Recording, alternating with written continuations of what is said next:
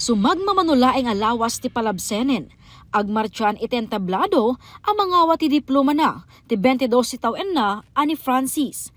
Maysa isuna a graduating student iti University of Abra iti kurso a Bachelor of Science in Education major in Mathematics. Itapay laeng panpanunutin nan ti magastos na para iti board exam na.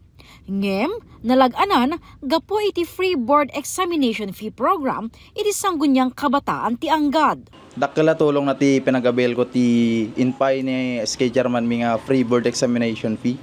Ken kas sa may sa estudyante awam ti panggadak pagbayad. Ken so pay nga makamenos ti naganak ko ma'am.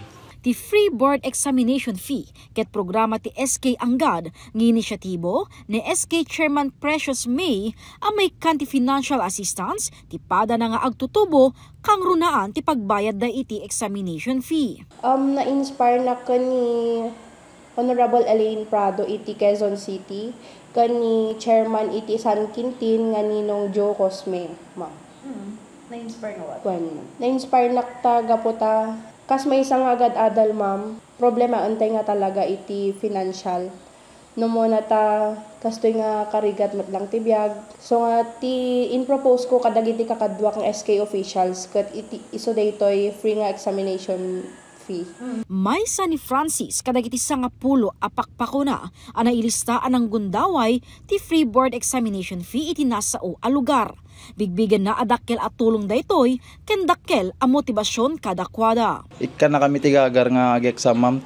Kas libre nga ko na ipamiamin nga laing mi tapno ma one click mi jay examination. Ti programa ket nakalukat para iti amin nga 18 to 30 years old a college graduates iti school year 2024 to 2025 ken residente iti barangay Anggad. Kasapulan laeng nga ipasa ti application ti board exam ken certificate for graduation. Parang tulong ko kadagiti padakmat nga agbasbasa ta